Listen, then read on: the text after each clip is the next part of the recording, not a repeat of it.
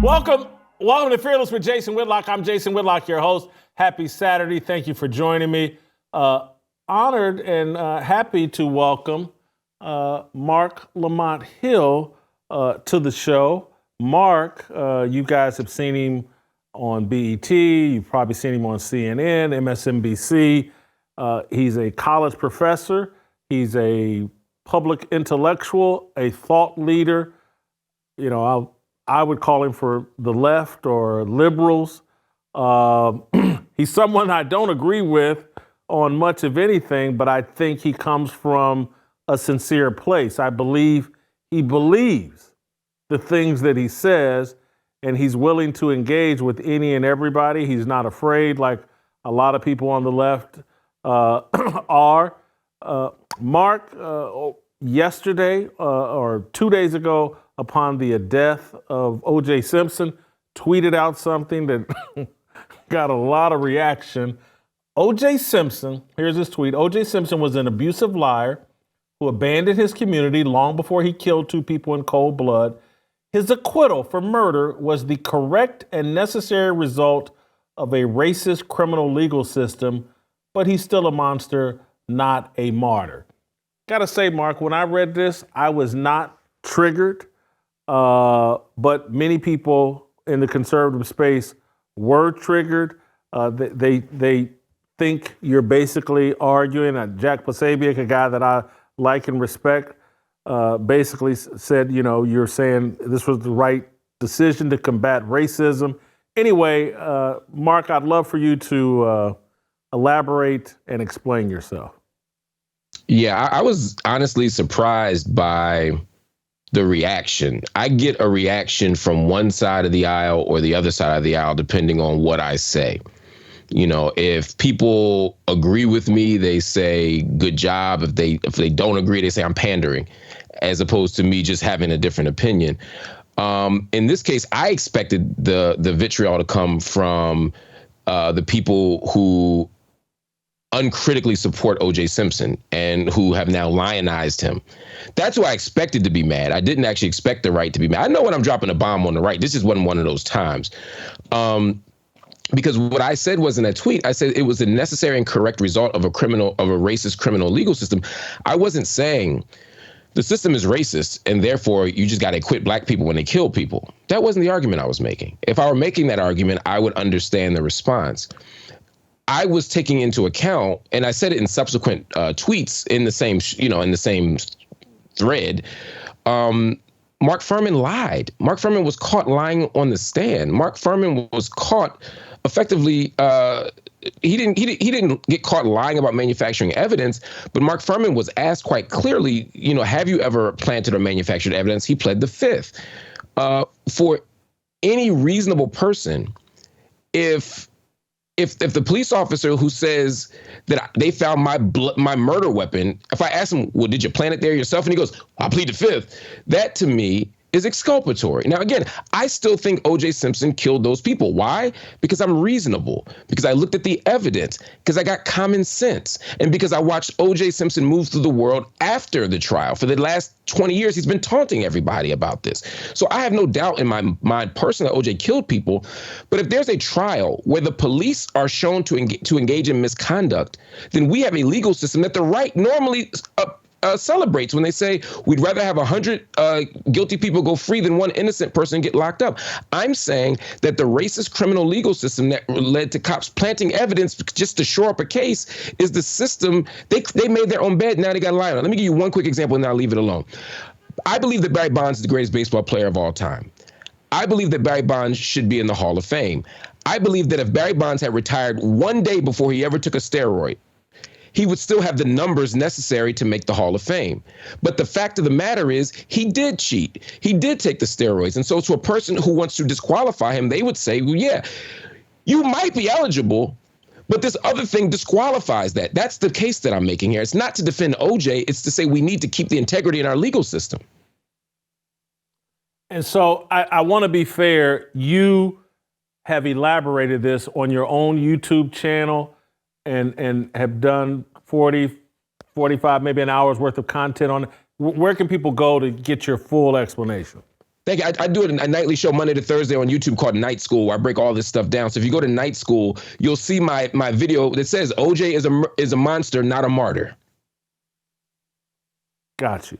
So here would be my follow-up is that Mark Fuhrman can plant evidence without it being racist. Because I would tend to think he planted evidence perhaps to frame white people as well, that cops sometimes frame guilty people, whether they're white or black. We reduce it to, well, this only happens to black people, and that's not true.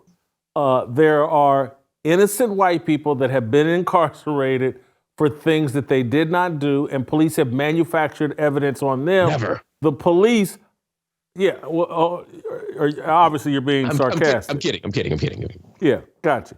And so again, this is how you trigger and provoke people, because it's just not factually true in terms of, did Mark Fuhrman do that because he's racist, or did he do that because it's kind of standard operating procedure in law enforcement?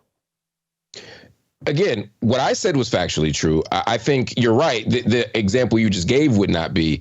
I didn't say that only black people have this done to them. I think you're right. I think there's a culture of corruption inside of police departments where this happens, right? Any police department where evidence is being planted, it's a culture of corruption. And I doubt that they have a white people exception. I wouldn't disagree with that. But if we look at the actual data, and we look at the actual evidence, both within police departments, but also specifically within the LAPD in the 70s, 80s, and 90s in particular, if we look at the complaints of police brutality, if we look at the complaints of evidence being planted, if we look at all of the claims, they're wildly disproportionate in terms of black complainants versus white complainants. I'm saying also, when you look more broadly at sentencing, when you look at policing, police brutality, all these things, they show a disproportionate impact and a disparate impact against black people.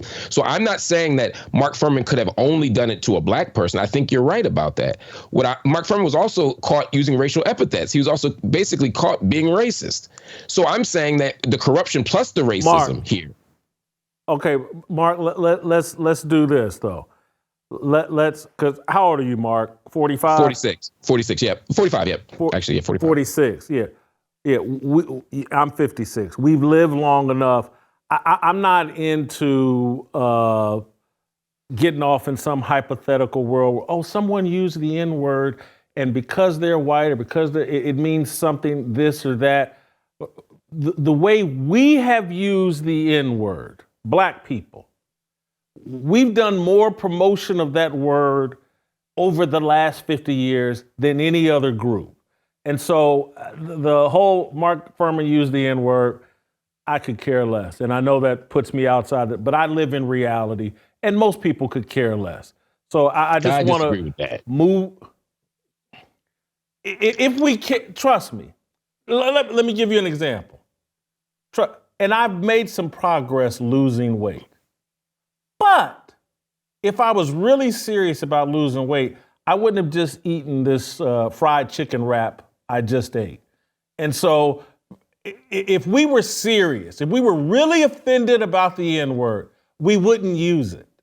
And we wouldn't toss it around in music, and we wouldn't celebrate it, and we wouldn't use it as a sign of, let me show you how black I am by using the N-word. So I hate the little. Let me give you a counter on that, to use your food example. I know plenty of people in the hood who think they're eating healthy and they want to eat better, and they tell me I'm gonna stop drinking. Just hear me out. It's a metaphor. Gotcha. You'll see where I'm going. They'll say, look, I stopped drinking soda. Now I only drink juice. As a school teacher, I've done this. I've had to do health education with people. They don't realize that the juice is just as unhealthy. They don't realize there's just as much sugar in the thing. So they're sincere about being healthy. They're just doing it wrong. I'm asking you to consider that there are black people who legitimately think there's a difference between black people using the N-word and white people using the N-word, even if you ultimately disagree with them. You can speak to the consequence, but you can't speak to their sincerity. Is that a fair point? Well, and again, but we can speculate on the sincerity of of white people when they make claims. Well, I use that word, but I don't mean it in a negative way.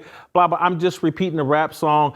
But we just thought, well, nope, they must be racist because one, we don't like them, and they repeated that rap song, and blah, blah, blah, blah, blah. Again, but that's why I don't do that. Remember, Mark Furman, I ain't mad at Mark Furman for calling me the N-word. I'm mad at him for doing that while planting a glove, right? I'm saying that the combination of racism and impropriety is what makes me think it's racist. Let me move on to my other point of that, but I just don't, I don't want to, because okay. I don't want to delve in fantasy land. But let me move on to the point of you know, the disproportion. And this is my issue with the educated elite.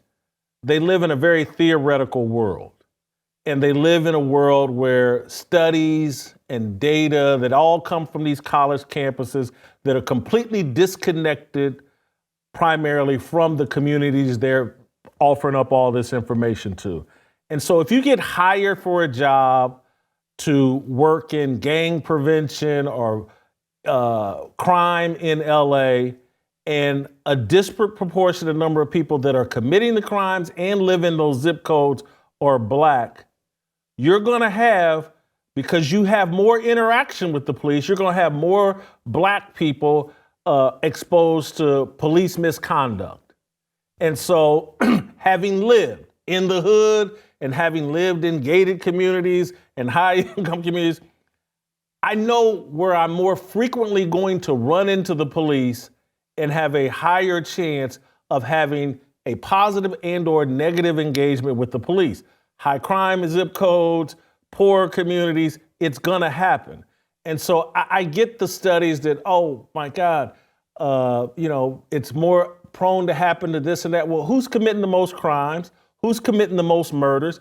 Again, we've had plenty of, and I hate to go off in the fans, but we've had plenty of TV shows that document, like, the whole point of the TV show The Wire is you start dropping bodies, the police are going to show up. If you don't drop bodies, they'll let you use your drugs and leave you alone. That's a fact of life. And so I just, the college data, we got studies, we got this. What I have, and I hate to go the lived experience, but I spent a lot of time in the Black community. My father owned my favorite place on earth, the Masterpiece Lounge, right in the heart of the Black community. We wasn't sitting around worried about the police and the police harming us. It just wasn't true. The gangster disciples, the vice lords, yes, there was concern. And so this whole thing that the criminal justice system, okay. And the whole deal that the criminal justice system is just abhorrently racist, and everything that comes out of that is a reflection of how racist it is. I just don't buy that argument. And this is where, again, by tossing in racist as it relates to Mark, that's where I think you triggered people, but I filibustered enough. No, it wasn't a filibuster. You just made a lot of points. I'm thinking about a few of them. One, I think to your last point, again, I didn't say that everything that comes out of it is racist. This is kind of a tactic that the right wing elites do, right? They take a point and then they add some yeast to it, and then they dispute it. They make the classic straw man, right? So I didn't say everything is racist and everything that comes out of it is racist. I would agree with you that sometimes you label the criminal justice system as racist. Yeah, it's fundamentally right in the same way that you label certain circles elitist, right? But you don't mean that doesn't mean that everybody in it is an elitist, but the system, there's a culture of elitism you're talking about. There's a culture of practices. Right. But again, similarly, right? In the same way that you label entire spaces, but you don't necessarily make distinctions among people. I'm saying we got to make some, and you're saying the same. I'm saying the same thing in this case. We have to make more distinctions. The distinction here is, yes, the system gives different outcomes for people that are predictable based on race, even when you control for class, even when you control for behavior. To use your Wire example, you're right. You drop the bodies, police coming. If white people drop bodies, police coming for white people too. I agree with you, right? But when Presveluski knocks that kid's eye out, the kid wasn't doing nothing, right? There comes a moment where even in Black communities, hear me out, even in Black communities, particularly if you decide that certain people are citizens or not, which is the language The Wire used, what ends up happening is you do respond differently to the person. Think about the school teacher that's driving to school and just asked the cop to move his car when Carver finally had to put the hammer down as a boss because the guy pulled the guy out of his car when he simply beeped the horn when there was a traffic stop, right? Again, that guy wasn't bothering the police. He was the middle class, mind your own business black person you were talking about, right? But we have those experiences too. I grew up in the hood just like you. And you're right. The people that were selling the most dope had the most worry about the police. But I never felt safe driving a car down the street. And not just because of some mythology put upon me, because police gave me a hard time. I had a license, please gave me a hard time because I was young and black and outside. Now, there are times where I had in the car I shouldn't have had. I don't disagree with that. They ain't know that though, right? And then there were other times in my life where I was completely legal, had a degree, was minding my own business, still got pulled over, still got a hard time. I literally sued the Philadelphia Police Department as a college professor because the guy pulled me out of the car and physically abused me. And I did nothing wrong. He just told me that I was in the wrong neighborhood. And I know when you start taking notes, I get nervous, but if you do the research on this police stop, the media did the thing you're talking about. They cast it as, what was he doing out there? Or decorated police officer versus hip hop professor, right? Because apparently if a police officer stopped me as a black man at night, I had to be doing something wrong. Turned out I wasn't doing anything wrong. You know what he stopped me for? Illegal discharge of a passenger. Mark, I get that anecdote. Here's my anecdote, and I wrote a note, we're writing down Pres Belusi because I want to make that point, but I want to I've been driving a Mercedes-Benz for, I think, since 1995, almost 30 years. Very nice. You all of them old money now. Yeah. All of them worth six figures or more. And I've been dressing the way I'm dressed now, them whole 30 years. Used to wear some jewelry, used to dress, not like a professional. How long have you been on TV?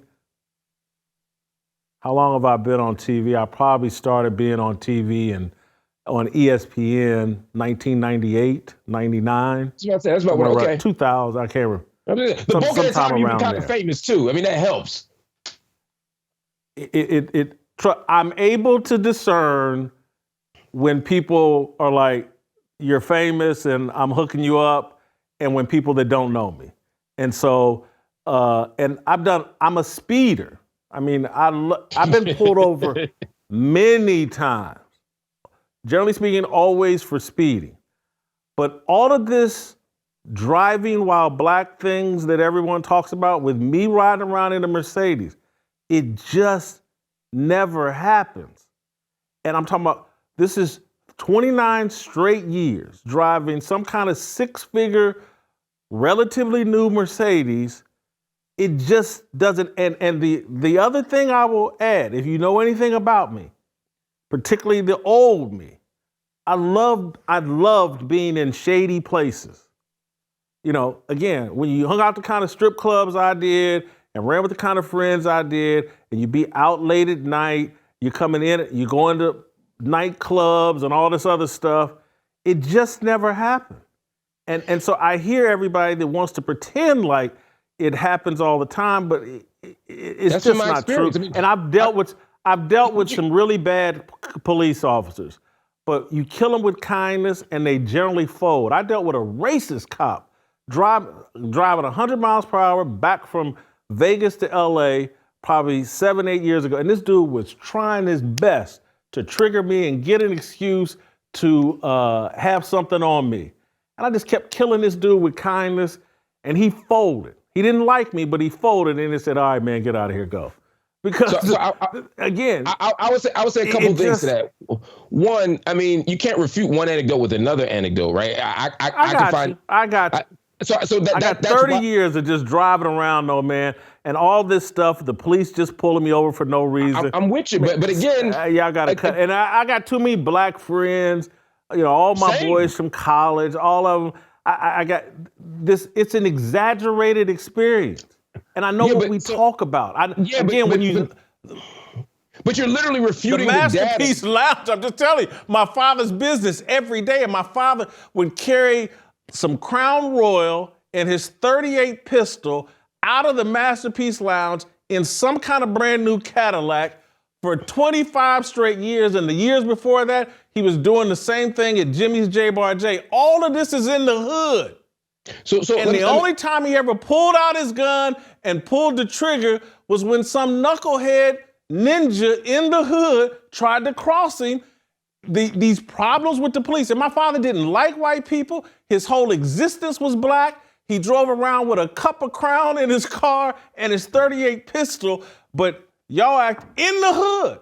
And y'all, he got pulled over and harassed by police. Right, but you're effectively saying, but here's why, again, my experience has been different in the hood than your experience in the hood. I'm not negating yours. I'm saying rather than try to center my hood experience or your hood experience, I'm saying we could use actual evidence and data, which people frequently appeal to.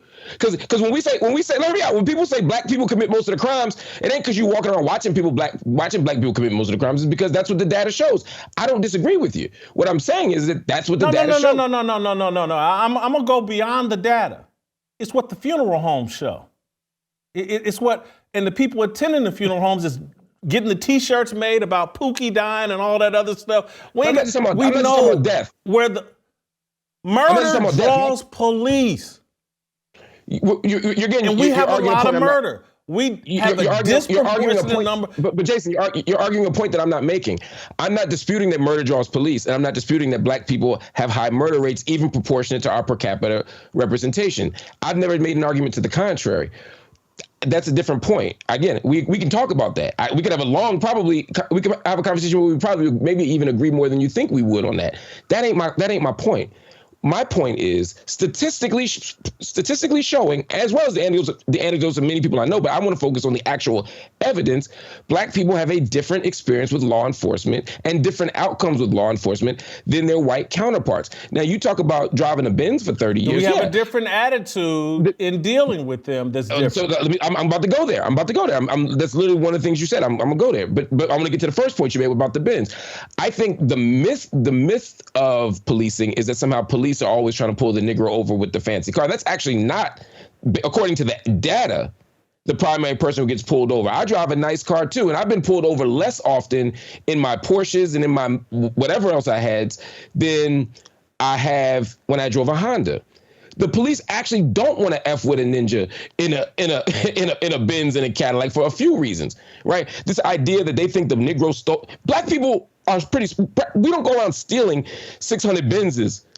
We don't go around stealing Bentleys and driving through the hood in them. If I got that, I either got the right paperwork or the right job. No, it's the Negro in the Honda Accord that got the work in the trunk. That's who they're actually worried about, and that's who's getting harassed. When you look at the data on New Jersey highways, for example, the people getting pulled over were more black than white, disproportionate to their representation. The people who they found more drugs in, what they call the hit ratio, was higher among white people. If they had stopped every white person, statistically, they'd have a better chance of getting drugs and guns than black people. But they don't stop white people indiscriminately or disproportionately. Now, you're right. Your attitude with a police officer absolutely shapes your outcome. If I say, what the F you stopping me for, I'm going to get a different outcome. I'll give you a perfect example. I got pulled over about a month ago. I was literally taking food to my daughter who's getting her hair braided. I had my now 2-year-old son in the trunk, and I was literally talking to my wife on the Bluetooth, talking to her, and I got pulled over, leaving Philadelphia in this area called Willow Grove. Police officer, he was doing all the stuff police do when they about to pull you over, and I was like, I said to her, I haven't been pulled over in forever, because like you said, I don't get pulled. I'm too old to get pulled over. My car's too nice to get pulled over. I don't commit no crimes. I was not expecting to get pulled over. He pulls me over, and he says, "Do you know why I stopped you?" I said, standard question. Well, yeah. I said, I have no idea, officer. He said, your license is expired. I said, how do you know my license is expired? He said, well, I saw your car. He said, I mean, he wasn't, let me be clear, perfectly nice. Couldn't have been nicer. He said, I saw your car, I ran the tags, and I realized that your license expired. And my license had been expired for like 2 days. I literally updated on the website like while I was sitting there. Not a big deal. He didn't give me a ticket. He let me go. I'm sure me wearing a wedding ring, I'm sure me having a kid in the back, I'm sure me being polite, all helped. If I said, you racist ass biatch, what you doing? He might have took the car, right? Which you can do in Philadelphia because of a livestock program. Point is, I am relatively certain that he pulled me over because he saw a car and a person who something seemed out of place to him. I seemed out of place to him entering Willow Grove, which is not really a super black neighborhood, and I was driving a car that he did not expect. And I looked younger than I am, and I was dressed like you and I are right now. Once he saw that I wasn't committing a crime, he absolutely treated me different. But the difference between me and my white counterpart is, had I been white, I don't believe he would have stopped me in the first place. I accept accountability for giving him. It's all speculation. That's 1,000% speculation. No, I got it. But that's speculation. Because again, I could bring on white people that could tell you about their horrible experiences with the police. Again, because it's just like we act like George Floyd is the worst police killing we've ever seen. That's a lie, a myth. It's a gimmick. If you ever saw the kid out in Arizona, you ever saw the dude out in Arizona that got executed by white people while on his knees, by white police officers, while on his knees outside of his hotel, and we're pretending like the George Floyd thing is the worst thing that's ever happened? No, I don't know why I can't think of the dude's name off the top. Who? Jason, the point I can't think of his name off the top of my head. When you said the cop pulled you over, he was racist, that's speculation. When you said he let you go because you were so charming, that's speculation. Every anecdote is filled with speculation. There's nothing uniquely speculative. No. Let me be clear what I said about the cop in L.A. I felt like he was racist because every question he thought he had pulled over Suge Knight, I'm telling you. And every question was disrespectful and trying to trigger me. How do you know he wouldn't have done it to a white person, though, Jason? You're speculating. He might have. He might have. He's racist. But I know he's racist. All right, let me pause. I know you're a reasonable person. Let me ask you a question. Yeah. Are you willing to just concede that you're speculating about that cop being racist? Yeah. Mm-hmm. Okay. So what I'm saying is, at all times, human beings make. He pulled me over for justifiable reasons, though. Just like the cop who pulled me over. Dipping in and out of lanes and all that other stuff. He pulled me over for justifiable reasons. Right, and then when I rolled the window down, he's like, I got Suge Knight here. Let me trigger this Negro. I wouldn't allow it. And he folded and let me go and said, go on your way. But do you see, but this is what happens in the race conversation, not just among the right, but among lots of people. We honor our own experience. Like, you feel completely comfortable saying that your subjective experience was fueled by a racist cop that you defused. But when you hear mine, you hear that's just pure speculation. And you're reluctant to believe that my assessment of the cop as racist is legitimate, whereas you're comfortable with yours. And you might say it's because you're more reserved in your distribution of racism. No. I provided you a tiny bit of evidence. Like, he was disrespectful for me and repeatedly kept asking me questions to trigger me. You said the cop treated you nicely. Well, this is years ago. I'm asking for the specific details. Make an example. I can't remember. Was it racially triggering, or was it just like an asshole question, is what I'm asking? It was a series of just a disrespectful tone that because I got a standard operating procedure with police. Officer, I apologize. What did I do? Blah, blah, blah. He's hitting me back with all kinds of negative energy and questions. It's like he's not meeting me with the same energy I'm meeting him with. But he could just be an asshole, is what I'm saying.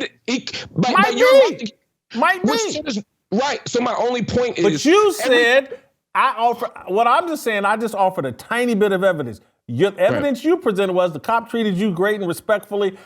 Again, now I just think he hasn't given you any evidence that it's race. Let me move to one other point, and then we can circle back. We can move on, but I can't allow you to say that. The evidence that I gave you was that he said to me, I saw you and your car, and you looked out of place. That's the point.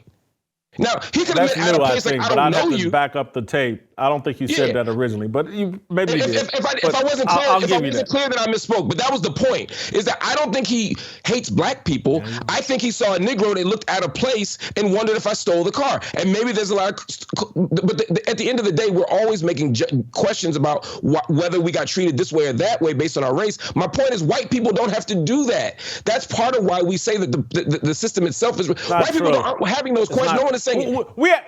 Let me say this, Mark. Let me say this, Mark, because this is the other one that cracks me up.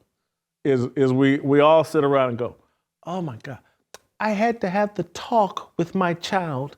I had to tell him how to act with the police. And every time I hear it, I go, what? And I apologize. Effing parent would not give their child instructions on how to engage with the police. You would, if you think a white parent has never said like, hey, look, if you get pulled over, do X, Y, and Z, blah, blah. This is how you can get out of the ticket. This is how you can avoid any trouble. Of course they do that. But again, but you just made put ourselves. You just made it seem as if the conversation is about how to get out of a ticket. The issue isn't do you tell your kids how to deal with police. You tell your kids how to deal with waiters, police, first dates. Yes. We tell right. Yes. So let's quit acting like we're the only people that have the talk. No. The talk. Oh my God, we have to have the talk. Jason, that's not the talk. The talk is here's a conversation you have to have with law enforcement to ensure that you make it home. My white middle class friends. Oh, stop it. Stop. Okay, you love the data. There's no parent other than some delusional person is living off in fantasy land that honestly believes that, like, oh my God, if my son or daughter gets pulled over, and I'm talking about black people, this is what you have to do to make it home or they're going to kill you. No. The numbers don't back that up. Don't back that up at all. You know what the conversation we have is like, here's the conversation we actually have. If you go into that nightclub where they have a metal detector at the front door, here's how you engage with them Negroes that you're going to be twerking with all night. If some shit jumps off, here's what I want you to do, baby boy, to avoid getting shot up at one of these nightclubs, because it happens on that's the conversation we have. No, but two things. Now, Jason, but listen to me now. Hear me out. Two things can be true simultaneously. I have my daughters are grown. My son is 2. If my daughters were going to a one of them is in university right now. She's 20. If she were going to a college party, I wouldn't be worried about a shootout at her fancy university. I wouldn't tell her how to deal with a shootout, but I would tell her how to deal with somebody roofing her drink. Why?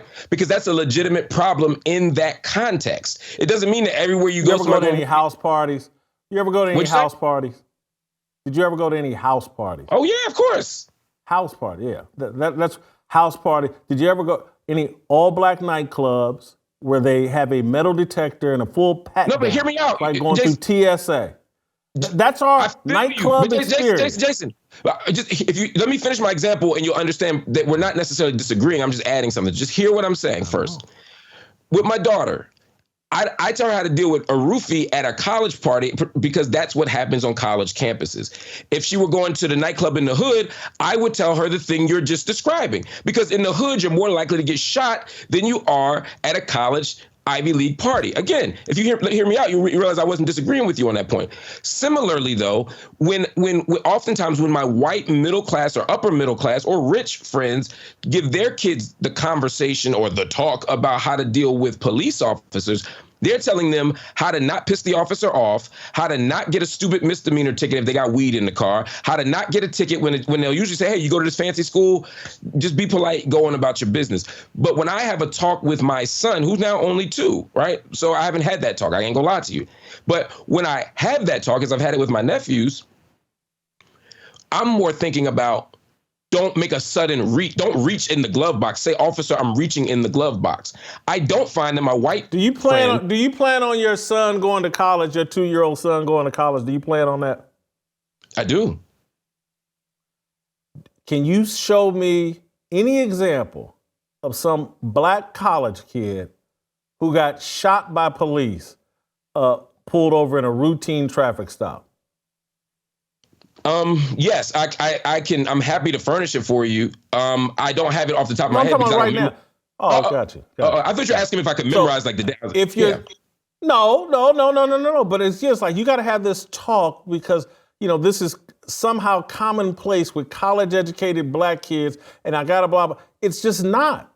Now, if you have a long criminal record, and I got some family members that do, yeah, I'll have the talk with them. Hey, watch your mouth. Don't be cussing at these people.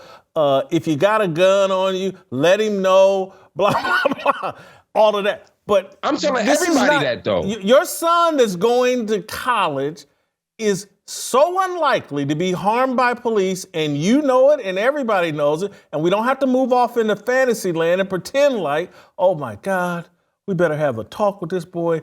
And again, the only shooting that happened at Ball State when I was a student at Ball State, a dude left the house party we threw at 801 University Avenue in 1989 or 90, and y'all can go look it up.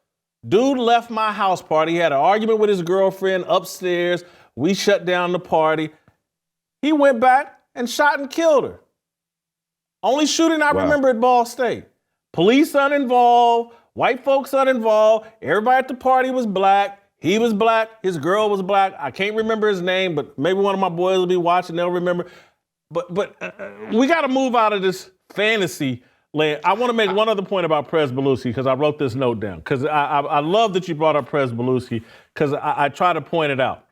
And so you brought up Prez Beluski. Remember about it? He did and the point of Prez Beluski was, which I thought was brilliant in the show, Prez Beluski really is a raging liberal, and he left the police force because he wasn't qualified. His uncle hooked him up with the job or whatever, and he goes to work in the school system. And the whole point of that was just like to subtly show you like, hey man, these cops get put in tough situations and some of them get jobs that they're not qualified for and they do stupid things out of character.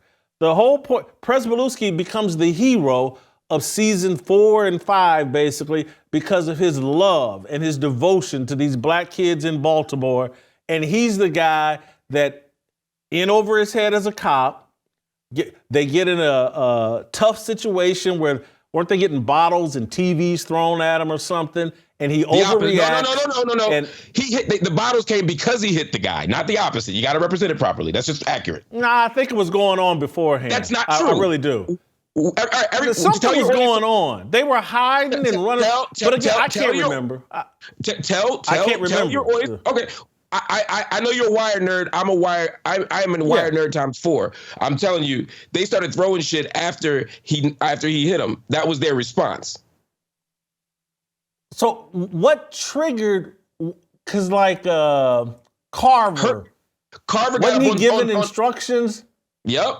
Yeah, and he's done he got on a car and said we're gonna do X, Y, and Z, and then I thought that's what triggered people. Someone threw a bottle at Carver or something. Yeah. We can. I disagree, but the audience will hash that out. That there's enough Wire nerds out there. But you made a point. Yeah, my whole point was Prez Beluski, liberal white dude, loved black people, did something really stupid and illegal, and that makes my point though. No, it makes my point. What's that? I don't. He was not motivated by racism. No, listen to me. He was motivated by stupidity. Same reason he pulled out his gun or accidentally shot through the wall at the police station. He was incompetent and in over his head. Right, but you're making. I'm gonna tell you why you're making my point real fast. It'll take 20 seconds, if that. My point is, I never assume that racist or racist actions or racist outcomes are the result of white people who have hate in their heart. I'm saying the systems are structured in such a way that even well-meaning people carry out that work even unintentionally. I agree with you. Prez Beluski's a good guy, but in that system, he still did something to that young black man that he would not have done on the other side of town. That's the point I'm making. So, fair? Okay, Mark, somewhat fair, but Mark, every system has incompetence in it. Whatever university you're teaching at, Temple, are you still at Temple? I can't remember. But wherever university, there's incompetence. and people get harmed out of that incompetence. They don't lose their life. They don't lose an eye. But the Peter principle, incompetence, inefficiencies, doctors make mistakes who are trying to do the right thing. Cops make mistakes while trying to do the right thing. We just assign this horrible motive. If a cop makes a mistake, well, it must be because they're racist. And I found the name Daniel Shaver, people go look it up, at this dude getting executed. He's on his knees, hands up. The cops have given him every instruction, and they execute this dude. It's the most dastardly thing I've ever seen. Makes George Floyd look like a walk in the park. But because it's a white guy, and white guys are doing, that's not racism. But any mistake a white cop makes towards a black resisting criminal suspect, that's racism. That's Jason, do you remember the tweet you said I wrote that triggered this whole conversation? I didn't say that the tweet that I wrote that started this whole conversation that I tweeted about OJ. Yeah. Can you bring it up for 1 second? Can y'all bring it up? Yeah, you want me to? Yeah, bring it up. Bring it up. OJ Simpson was an abusive liar who abandoned his community long before he killed 2 people in cold blood. His acquittal for murder was the correct and necessary result of a racist criminal legal system, but he's still a monster, not a martyr. Right. Notice I could have easily written the result of a racist police officer or a racist person or a racist individual or a racist white person. The idea you're critiquing, I didn't make. I don't focus on what's in people's minds or people's hearts. Do I think some of these police are racist? Absolutely.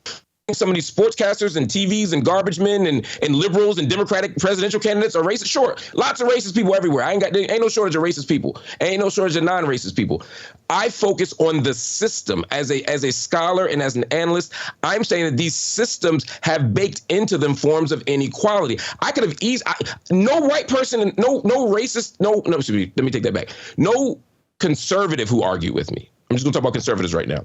No conservative who argued with that tweet would have argued with me if I said his acquittal was the result of a racist cop who screwed the pooch, right?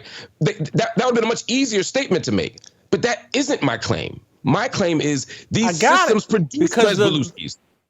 I got you. Again, your argument is the critical race theory argument of systemic racism and that these systems are all racist. And what the systems are actually are inefficient, prone to error.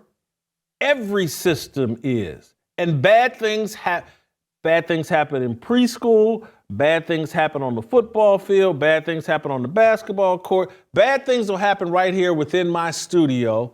I'll say the wrong thing or do the wrong thing, hurt someone's feelings, but it's not out of racism. I'm a flawed human being. All human systems are flawed because we are fallen and flawed. And so it's You're easy a Christian, right? And it's beneficial. You're a Christian, right? There are. Yes. Would you agree that there are dimensions of our society that have become anti-Christian? Of course. Right. So the world has turned secular. The CRT and everything you're talking about is a result or a reflection of that. The point I'm making is that that's a systemic issue. Are there individual people who hate Christians? Yes. But there's a way, based on your argument, that it's not just about individuals who have animus toward Christians.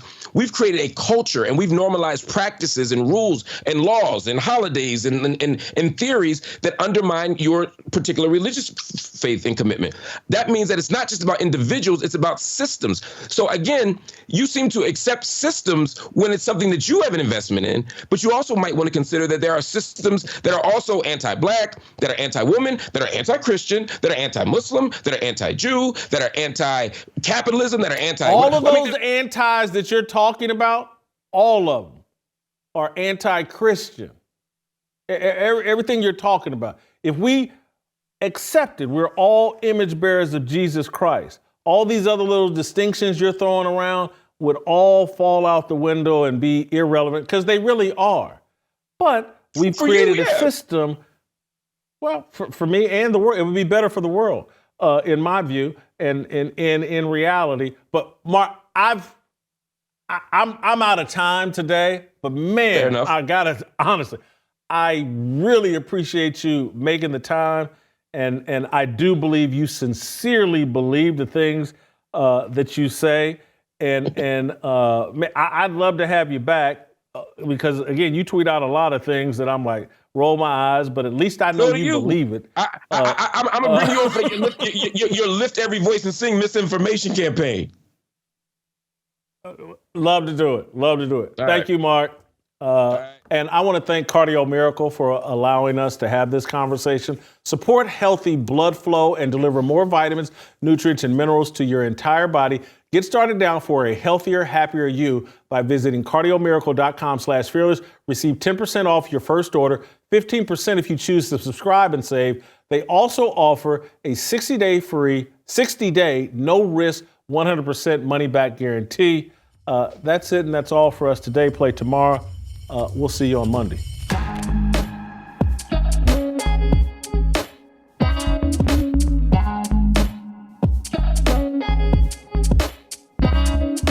Waiting for the countdown, coming off the breakdown, standing in line for freedom. Looking for a breakout, feeling like a standoff, nothing in life like freedom.